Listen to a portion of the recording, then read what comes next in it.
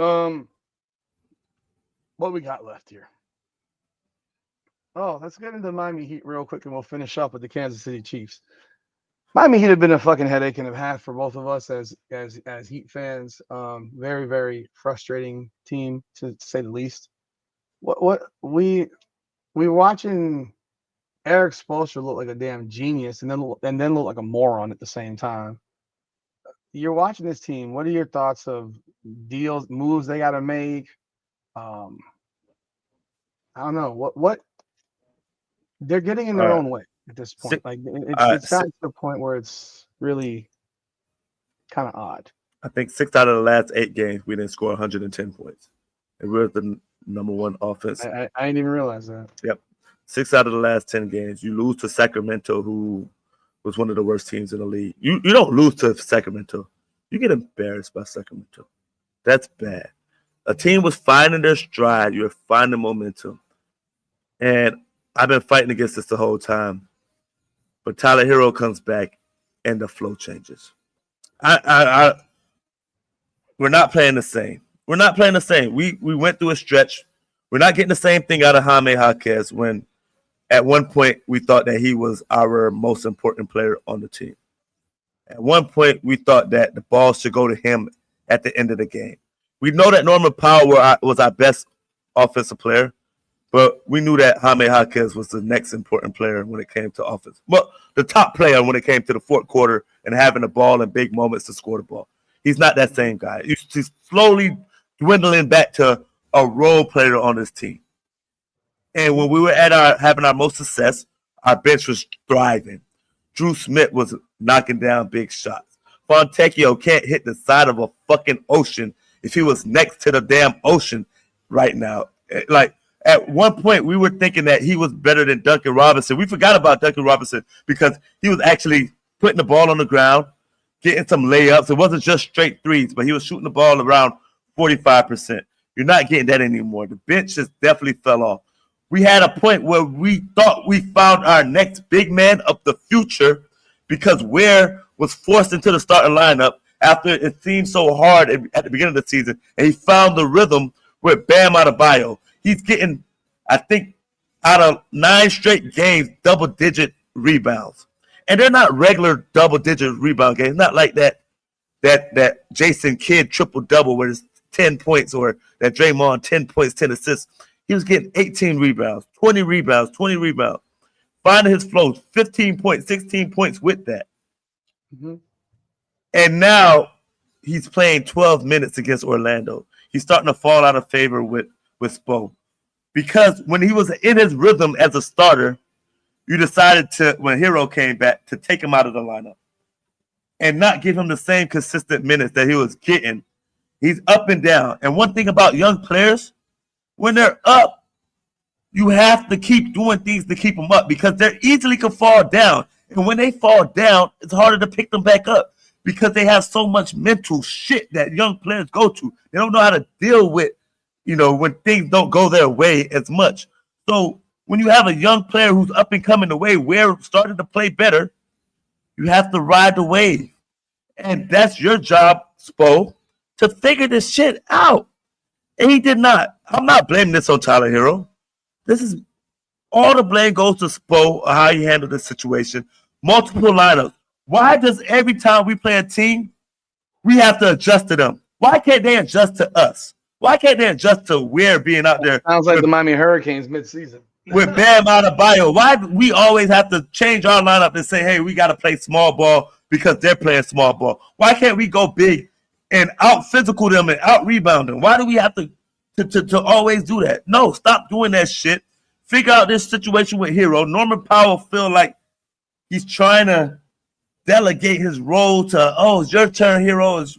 No, you're the man. When we were winning, when we were playing our best, 130 points a game, you were the driving force along with Jaime Jaquez. Bam Adebayo is the same role player offensively that he want to be. He made this excuse the other day when he said, well, I have to be the anchor on defense. I don't give a fuck. You're a superstar. You know my superstars had to be the anchor on defense and be the guy on offense? And that's where we're falling tremendously downward in a spiral right now. And I don't like it. And the moves I think we have to make, I'm coming around to Rudy. If we can't get marketing, you pull the trigger. While John Morant's stock is low, you go and make that move for him. I don't know what package we'll have to give Giannis at this point. The way that Jaime Jaquez is falling off, and you're starting to make him a role player, I won't be mad if he's included in the trade anymore. At first, I say he's off limit. Yeah. What? Go ahead. I want to hear. This isn't on Tyler Herro. No, don't Tyler Herro is a player. Tyler Herro doesn't make lineup decisions. I was very worried about bringing him back and putting him in the starting lineup because I know what Herro can do off the bench. He is points off your bench. You have a really, really solid bench mob type of thing. I don't know if you like when I was in high school, it's a long time ago. But when I was in high school, we had a starting five, and then our coach, and I hated coaches that do this shit, but I hate all five. They take all five out, right, at once. And it was called the Rat Pack. And the Rat Pack would come in, and they would just energy, and then they would press. So it would be like we go in from having I was in the starting five, and then I get pulled out, and then he would justify or decide based on what group looked better or what players looked better. I think that's just a flawed logic, but he would bring in like this Rat Pack, and sometimes guys in the Rat Pack were in the game in the final quarter type thing. I'm not calling that Tyler Herro or Jaime Jaquez the Rat Pack, but those two guys together coming off the bench provide a crazy spark, crazy energy, a lot of points. And all you've done is jam a square peg into a round hole, no different than trying to make Tyler Herro point guard, which he's never going to be. And you have the ability, and since he won't do that for whatever reason, even though they're going back in the direction of that area where it's like we're treating him like we don't want him, but then we're treating him like we want him. He put Kel'el Ware on the bench, and putting Kel'el Ware on the bench has basically made Kel'el Ware a fucking non-factor. I mean, a non-factor for sure. But what is that word I'm looking for? They make him like he doesn't even look like himself, you know. And this goes back to even when Bam came back as well. His shot. This is Kel'el Ware's last 7 games. 4.6 rebounds, 5.6 rebounds, 4.8 rebounds, 22 and 10, 0 and 9, 12 and 7, 11 and 9. Prior to that, go to name it. Read it off. Go ahead. 20 and 18, 20 and 16, 20 and 14. And it's like you just destroyed this guy. Like I don't know what you're thinking about. You don't bench that player. You don't bench that player. That guy does not come off your bench. Like 20 and 15. And if you think that that's what you're supposed to do, Eric Spoelstra, then maybe you're not as smart of a coach as I thought you were. Because what I'm watching is I watched you completely change who we are culturally, but then at the same time, I've watched you now go completely against what you now changed us to, and you brought us back to what we were. Like, I mean, these numbers are fucking insane. Prior to that, I mean, he had a game with 7 and 16. He still had 16 rebounds. But the 16 rebounds. 16 and 14, 15 and 10, 15 and 13, 14 and 20. Look at the rebounds. 9 and 12. 7 and 6, 13 and 13. Like what does rebound show? What does rebound mean? He's engaged. He's giving effort. And you now have taken him off the floor. I mean, in 4 of the last 5 games, Kel'el Ware has taken 3 shots, 4 shots, and 1 shot. He's played 16 minutes, 22 minutes, 29 minutes, and 12 minutes. What are we doing? And then you can go look at Jaime Jaquez and how you've destroyed Jaime Jaquez. Jaime Jaquez was looking like the 6th man of the year, without a doubt. He was our best player, actually. He was our go-to guy in the 4th quarter every game. He was finishing it around the rim at a level higher than anybody in the league. And this is all because you brought Tyler Herro back and put him in the starting lineup immediately. LeBron James did not start his first game back, did he? Or maybe he did. I don't even know. Yeah, that's LeBron. But at the very least, LeBron James had the fucking foresight to say, Yeah, I'm probably not a good idea that I take 19 shots my first game back. And King's not LeBron. I know that. I'm saying like I'm just saying. like I you came back and you ain't missing a beat in taking shots. You're not a point. So now we're running out there with two shooting guards and a point guard who should be a backup and a small forward at and power a small forward. Whatever the fuck happened to Nikola Jovic, he's disappeared from the roster. He's terrible. They've ruined his confidence because he was playing well at one point. He's playing okay. He's a moron. Then he should be in any trade that we talk about because another guy that they didn't want to trade. So you got all these guys, and then you look at who the hell is starting at the 4? Andrew Wiggins. He's 6'7". He's 215 pounds. He's not a power forward. I don't care about this positionless ball bullshit. We can't rebound. No. We get stomped on the glass every fucking game. Even when Ware plays for the most part, we're still losing the boards because our other guys don't rebound. And we've changed what we are. We decide we're going to score 130, 140, and here comes Herro, and now we can't score 110. Why? The offense is different now. He stops the ball. He's always been a ball stopper. He is the black hole. He doesn't make anybody around him better. His role, put him on the fucking bench, but you don't want to do that with a $30 million a year player. A guy that you were almost going to give a $55 million a year extension to. Rudy, I seen Steph Curry come off the bench in the playoffs for Jordan Poole. I don't remember that, but okay. I mean, then there you go. Poole was playing amazing basketball against Denver. I'm pretty sure it was Denver series. And Steph Curry came off the bench like the first couple games. Eventually got to the point where Steph like, all right, get him back in the lineup. And Steph went out there and said, hey, I want to come on. I'm okay. We're playing well right now. I'll come off the bench until they needed him to start. But if Steph Curry could do it in the playoffs, why can't Tyler Herro do that in the regular season? At least when he come back from a injury where he missed the first 15 games. I guess because they're worried about being sensitive to Tyler Herro. And I didn't have expectations for this team this year. I mean, no, you didn't. I had no expectations. But they got us on the Kool-Aid. You got you drinking a little bit of the Kool-Aid. Notice I haven't done a Heat video in like 3 weeks, and that's partly my fault because I've been really focused on the Hurricanes. But I haven't done a Heat video like in 2-3 weeks. If I've been doing them, I've been blasting their ass, and it's better that I haven't because I'm trying to keep that negative energy away. But I am going to start getting on it now that football is kind of not over, but kind of over. Now we play next week, and that's it. Like I'm not making 10 videos a week about fucking Notre Dame and shit like that. But it's one of those things where I've wanted to trade. You've had the opportunity to trade Herro for years. You were trying to trade him for years, and then all of a sudden you chose him over Jimmy Butler. Whether you think that was the right decision or not, I don't really care. Jimmy Butler's still averaging like 19 points a game with Golden State. I'm not looking at stats, so that's what it was last time I saw. That's who Jimmy Butler's always been with Miami. He's never been different. He's been that guy, 19, 20 a game. Trade Tyler Herro. You trade him now, and you get John Morant here because you get Ja while the stock is low. Stock is very, very low, and you know how high it can get if he's playing well.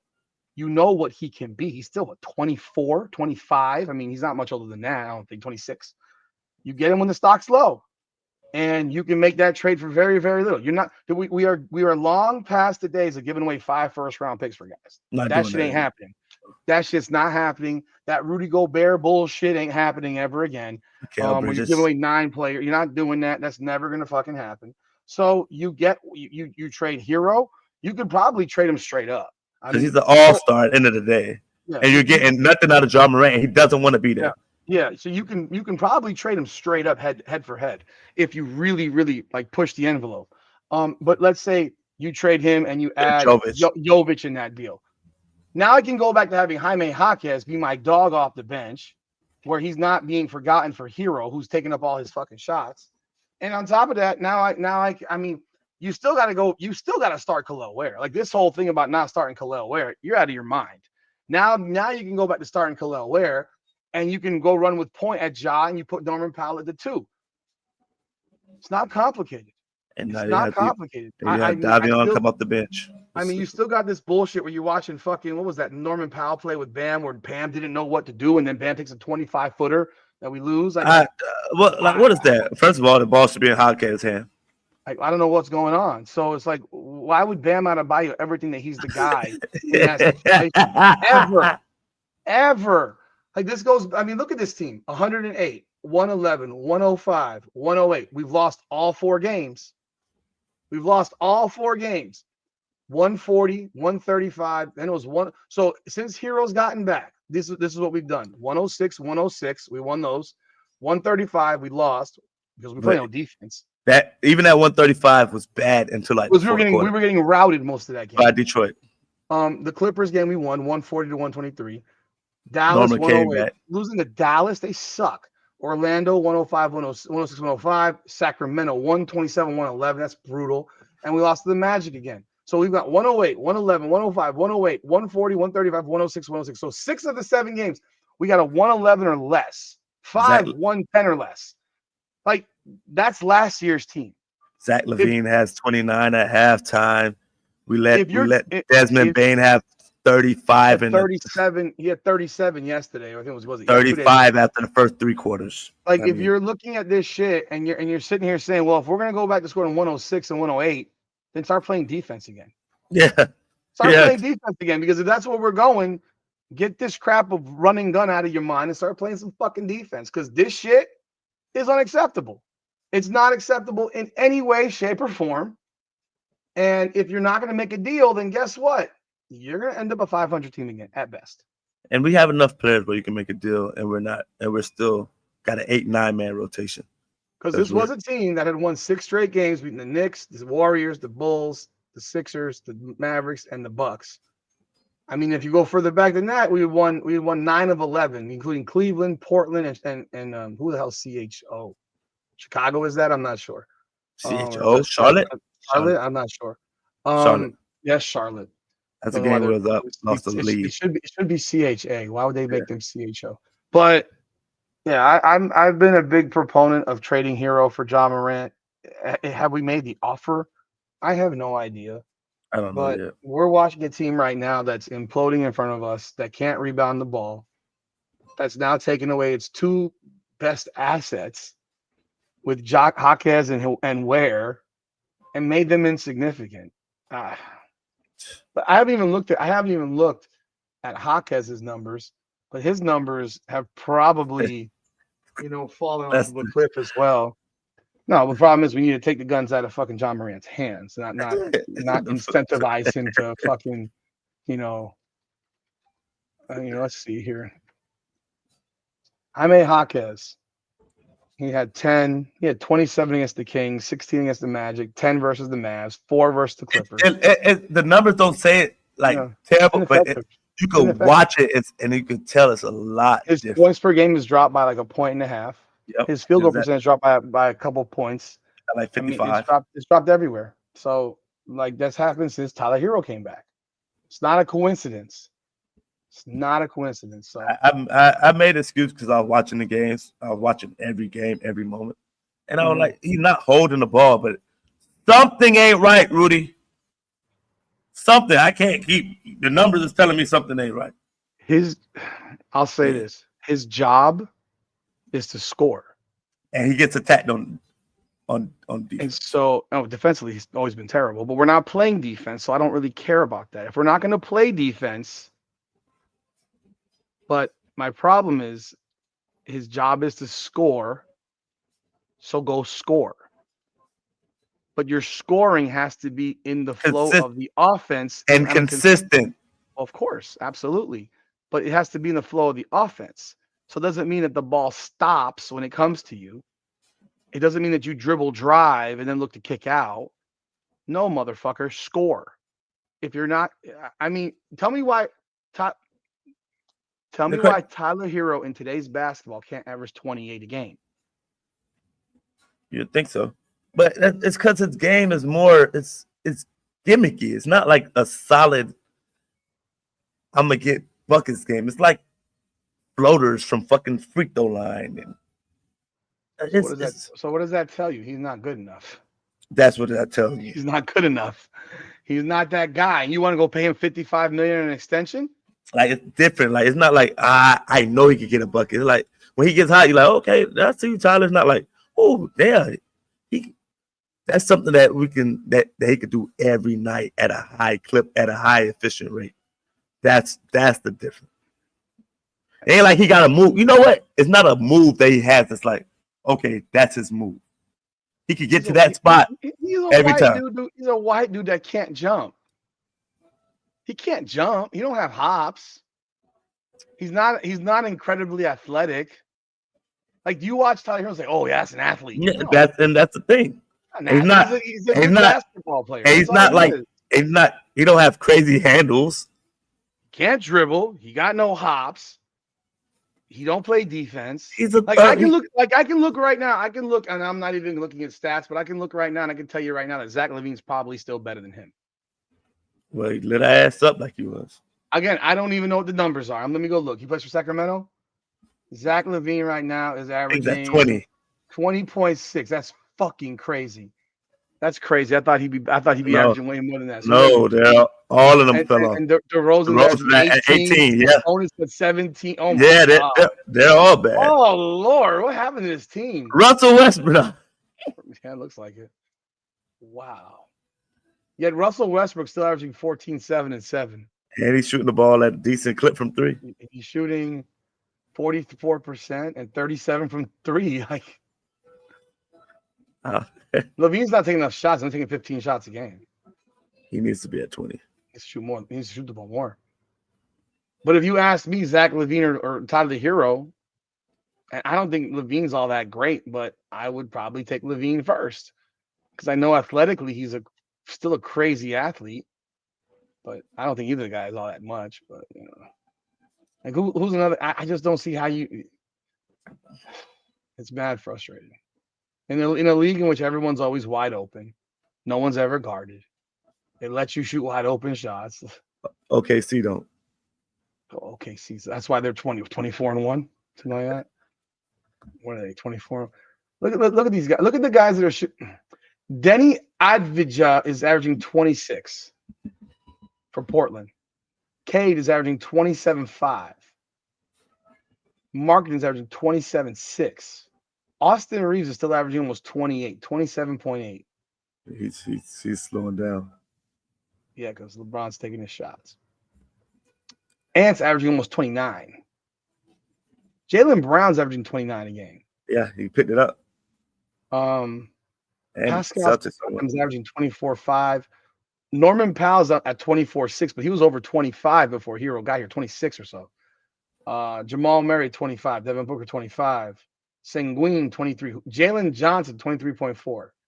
Julius Randle, 22.9. Franz Wagner, 33.4. I mean, not 33. I'm 22.7. He's out for the year, I think. Or no, Mo Wagner. One of those guys is out for a while. I think Mo Wagner, got bad. Franz got badly hurt. Yeah, he got badly hurt, from what I heard. Yeah. I just don't know how in this league, like if you're averaging 17, 18 shots a game, how you're not averaging over 25 points a game. I mean, still got to shoot the ball at 52%, 51%. Well, you're the one that says that shooting threes is the way to go. So, Herro's averaging 23.2 points per game. He's shooting 50.5%, 40.5 from 3. He's taking 16.5 shots per game. Problem for him, he never gets to the free throw line. No, it's all jumpers. I got to work for every bucket. Even if you shoot it at a high clip, that's not the best scorers get to the free throw line 8 times a game. Bam's averaging 19 and 9. Wiggins 17. Hawkins is averaging 15.6. Ware at 11.3. Ware's still leading the team in rebounding. He's playing 24 minutes a game. It's fucking pathetic. This team is too frustrating for me. That's why I had to stop watching. It wasn't on purpose. It was just that shit happens. And finding the game on TV halftime is a pain in the ass in itself. Like, what channel is this crap? I'm paying $20 a damn month. I got it fucking ridiculous.